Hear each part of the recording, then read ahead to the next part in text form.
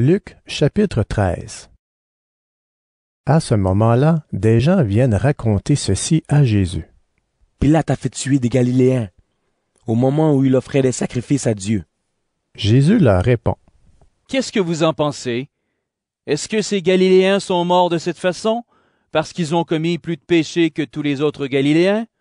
Non. Mais je vous préviens, changez votre vie, sinon vous allez tous mourir comme eux. Et ces 18 personnes que la tour de Siloé a écrasées en tombant, qu'est-ce que vous en pensez? Est-ce qu'elles étaient plus coupables que tous les autres habitants de Jérusalem? Non. Mais je vous préviens, changez votre vie, sinon vous allez tous mourir comme ces gens-là. Ensuite, Jésus leur dit cette histoire. Un homme a un figuier planté dans son champ. Il vient chercher des figues, mais il n'en trouve pas. Alors il dit à son ouvrier, « Regarde, depuis 3 ans, je viens chercher des figues sur ce figuier, et je n'en trouve pas. Coupe-le. Ce n'est pas la peine qu'il use la terre inutilement. » L'ouvrier lui répond, « Maître, laisse-le encore cette année. Je vais creuser la terre tout autour, je vais mettre de l'engrais. De cette façon, l'année prochaine, il donnera peut-être des figues. Sinon, tu le feras couper. » Un jour de sabbat, Jésus est en train d'enseigner dans une maison de prière.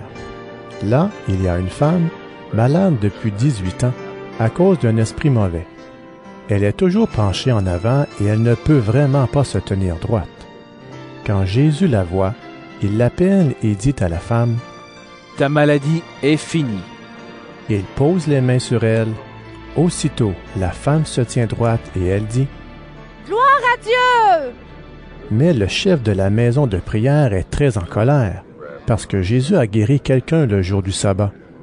Alors le chef dit à la foule, « Il y a 6 jours où on doit travailler.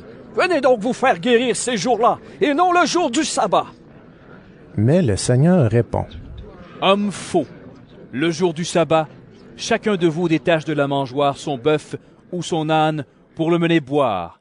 Et cette femme, qui est de la famille d'Abraham, Satan l'avait attachée depuis 18 ans. Est-ce qu'il ne fallait pas la délivrer de sa maladie le jour du sabbat? » Pendant que Jésus dit cela, ses adversaires sont pleins de honte. Mais toute la foule est dans la joie parce que Jésus fait des choses magnifiques. Ensuite, Jésus dit, « À quoi ressemble le royaume de Dieu?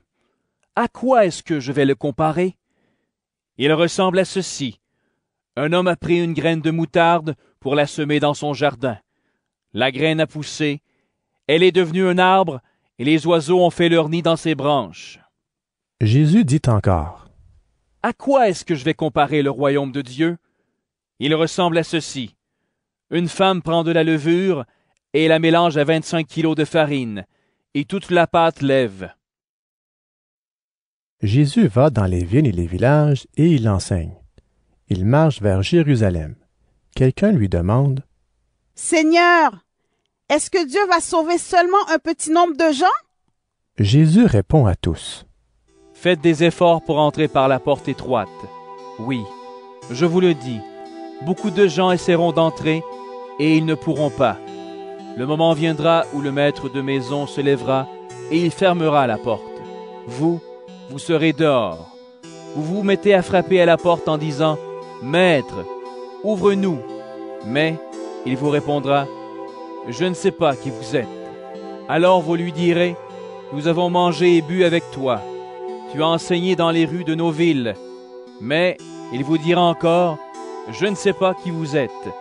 Allez-vous-en loin de moi, vous tous qui faites le mal. » Alors vous pleurerez et vous grincerez des dents. En effet, vous verrez Abraham, Isaac et Jacob et tous les prophètes dans le royaume de Dieu. Mais vous, on vous mettra dehors. Des gens viendront de l'Est, de l'Ouest, du Nord et du Sud. Ils prendront le grand repas dans le royaume de Dieu. Maintenant, il y a des gens qui sont les derniers, ils seront les premiers. Maintenant, il y a des gens qui sont les premiers, ils seront les derniers. » À ce moment-là, quelques pharisiens s'approchent de Jésus et ils lui disent, « Va-t'en, pars loin d'ici.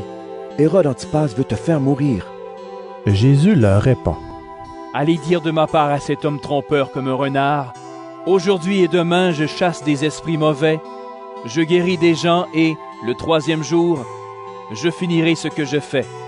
Mais aujourd'hui, demain et le jour suivant, je dois continuer ma route. En effet, il est impossible pour un prophète de mourir en dehors de Jérusalem. Habitants de Jérusalem, habitants de Jérusalem, vous faites mourir les prophètes et vous tuez ceux que Dieu vous envoie en leur jetant des pierres. Très souvent, j'ai voulu vous rassembler, comme une poule rassemble ses poussins sous ses ailes, mais vous n'avez pas voulu. Eh bien, Dieu va abandonner votre temple. Je vous le dis, vous ne me verrez plus, jusqu'au jour où vous direz que Dieu bénisse celui qui vient en son nom.